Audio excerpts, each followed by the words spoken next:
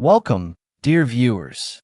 Today, get ready to dive into a universe where biotechnology turns to myth, where space questions our origins, and where every step into the unknown uncovers a hidden truth. This is Prometheus.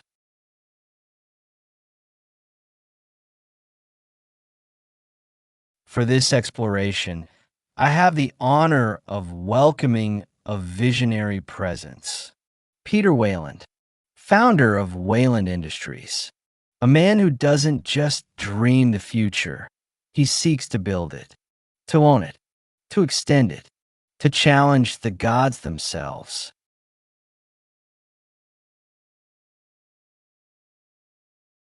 Glad to be here. We are the gods now. I am Peter Wayland. I have funded dreams, built worlds, extended life. But it is not enough. I want to meet my creators, to ask them one question. Why did you make us? And if the answer does not satisfy me, then I will create my own.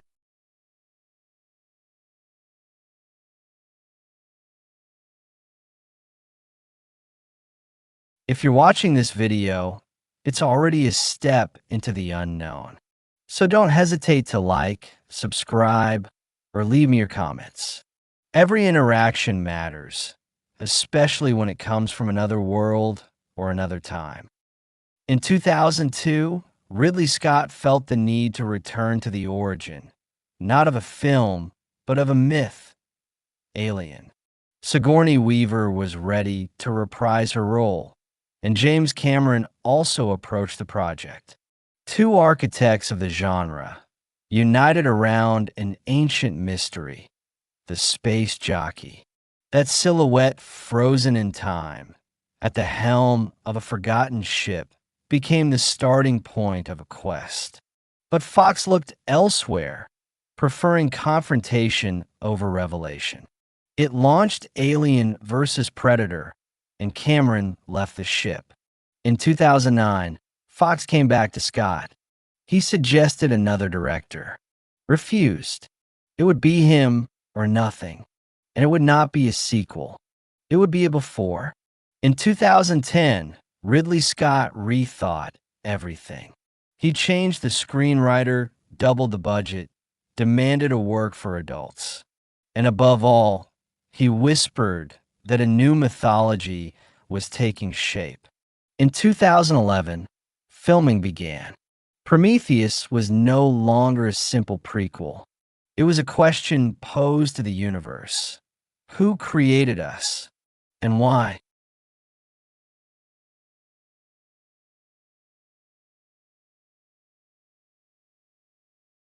One year of pre-production. 1 year for Ridley Scott to impose on Fox a vision, that of a world to come. He demanded scientists, conceptual artists, graphic designers, not to illustrate the future, but to bring it to life. We are at the end of the 21st century, and Prometheus wants to believe. Scott also convinced Fox to integrate native 3D technology like Avatar. Not a gimmick, but immersion. Filming was carried out under strict confidentiality. And even though Scott believed in the power of CGI, he chose the real. He began with exterior scenes across 6 locations.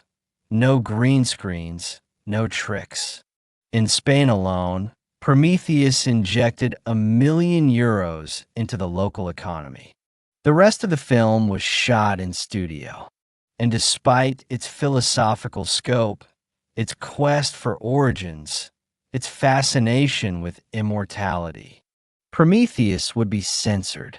It received only the infamous R rating, as if humanity were not yet ready to face its creators.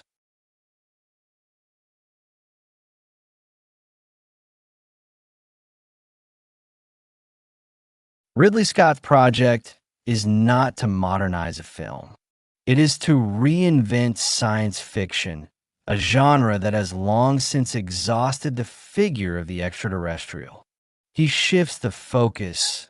It is no longer about surviving the alien, but about understanding its origin. Back to the founding scene of 1979, the discovery of the eggs. This time, horror is no longer a trap, but a consequence, a genetic catastrophe. How do you extend a saga frozen by its own excellence? By asking the question of creation rather than destruction. The scale of the project is immense.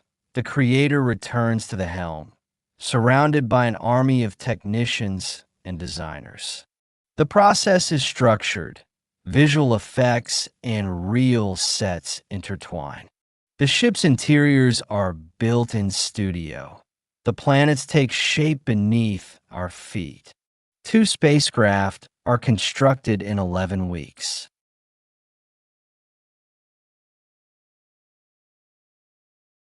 Prometheus is an ensemble film, a ballet of familiar faces. Noomi RAPACE, Idris Elba, Michael Fassbender, Charlize Theron, Guy Ritchie.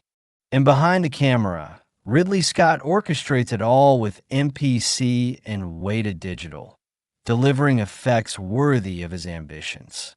The budget? $125 million. But what matters is the scope. The film explores religion, belief, and above all the mythology of Prometheus, the god punished for giving fire to humans. Here, it is the crew that approaches the fire. They will meet their creator, and they will be judged. Artificial intelligence also returns, a theme dear to Scott since 1979. But this time, it is not a tool. It is a mirror, and at the heart of it all, creation. Who are we? Where do we come from? Prometheus does not answer. It questions. Mr. Wayland, you have built empires, machines, intelligences. But tell me, why seek to create life when you have already conquered the world? Conquering the world is a distraction. What I want is time, not the kind we measure, the kind we defy. Androids do not age. I do. So I create gods in my own image.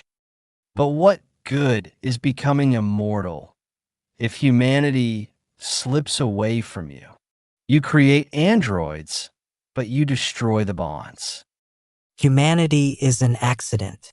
I want a corrected version. I do not seek to be loved. I seek to be eternal.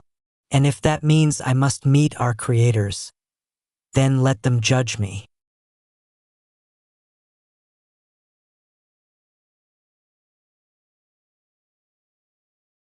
Late 2011, the machine came to life. Marketing kicked in, the first trailers appeared in early 2012, and a wave of posters flooded the cities. On May 31st, the premiere took place. Prometheus shattered pre-sales in England, even breaking Harry Potter's record. In the United States, it faced Madagascar 3. 2 visions of cinema. But Prometheus turned a profit. $405 million at the box office. The 17th highest worldwide gross of 2012. Even if Fox had hoped for more. The film was nominated for the Oscar for Best Visual Effects, and at the Saturn Awards for Best Science Fiction Film and Best Actor. Prometheus did not win unanimous acclaim, but it left a mark, a question, a vision.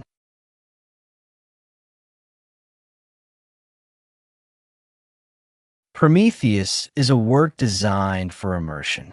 Shot in 3D, projected in IMAX, it is not just seen, it is crossed.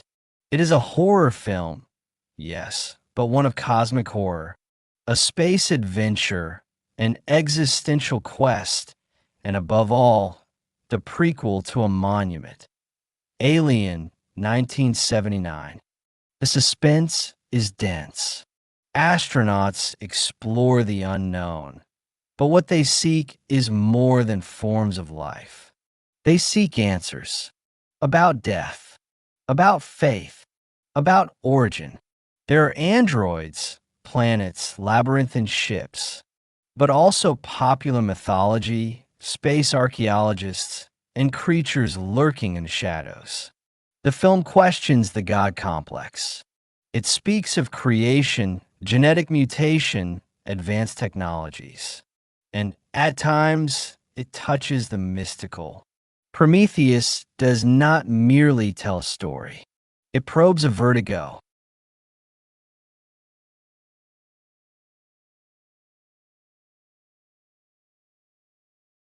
You send humans to an unknown planet to meet those who may have created us.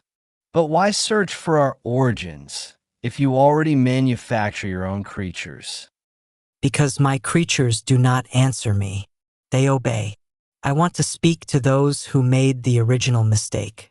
I want to know why they conceived us and why they abandon us. Some speak of faith, of a fire stolen from the gods. You speak of control. You create androids, you fund expeditions. But deep down, what are you searching for? I seek to no longer die. Religion promises eternity. I want to manufacture it. If the gods exist, I want their secret. And if that secret is forbidden, then I will take it. The ship is launched. The protocol is activated. Now, the preludes are over. Time for critique. What the film summons, what it demands of its creators, what it imprints on our retinas like a riddle carved into space.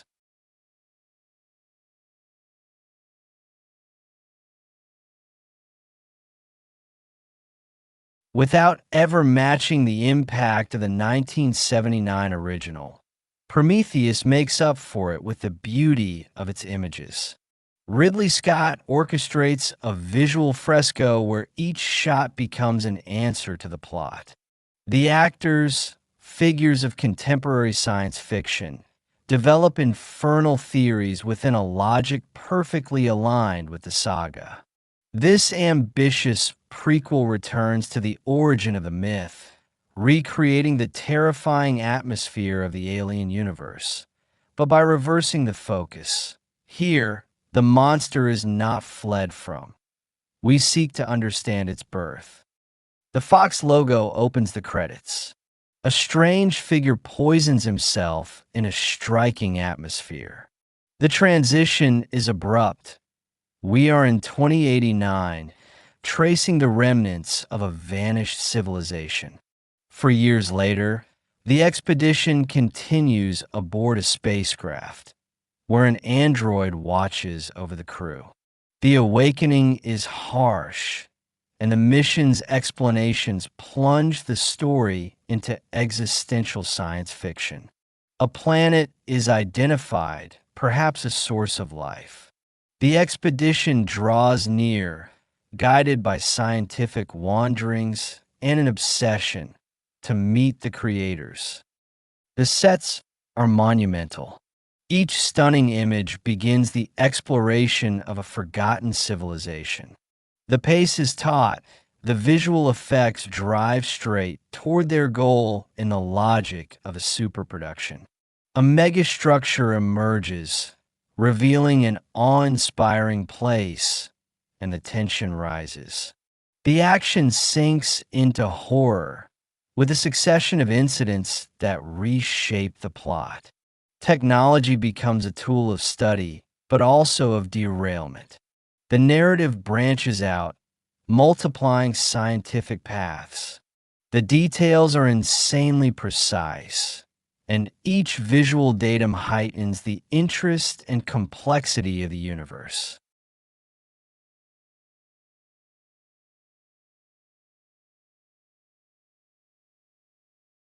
The atmosphere binds the clues in relentless darkness. Sinister stratagems emerge, carried by a striking fury. The mission shifts, and a second immersion into the structure rekindles the vertigo. The elements tighten, discoveries cascade. The narrative plunges back into terror, unleashing the themes of creation. All paths converge toward a dreadful design, where organisms exploit a spiral of violence. The expedition releases its revelations, culminating in the encounter with a creature of creation. Prometheus shakes the foundations of the saga with a rare visual and philosophical force. The narrative structure intensifies, investigations multiply, threads intertwine. Each element seems to respond to a buried question. Who are we, and why were we created? The film offers no answers, but provokes them. Androids become witnesses, humans variables. The planet itself seems alive, reactive, almost conscious. And within this labyrinth of data, myths, and mutations, Prometheus draws a direct line to the origin, not of the alien, but of humanity. The finale is a collision. A creature emerges, a revelation takes hold, and the foundations of the saga are rewritten. Prometheus does not seek to please, but to disturb. It interrogates faith, science, power, and the God complex. It does not extend alien. It precedes it, questions it, fractures it. And within that fracture, it leaves a mark, a vision, a riddle, a vertigo. And for my verdict, I give a score of 17 out of 20, not to equal the original, but for its ability to make the image resonate differently.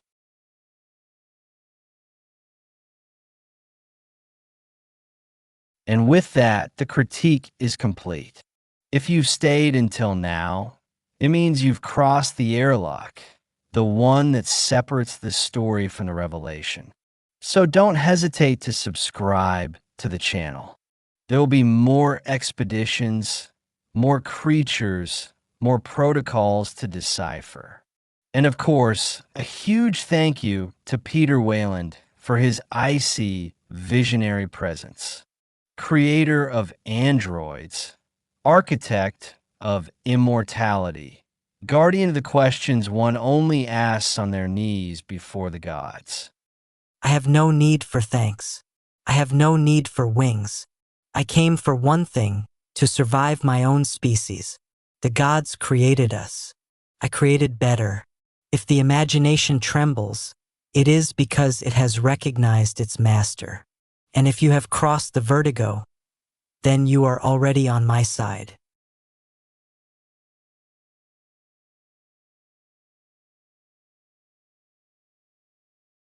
Thank you, and see you very soon.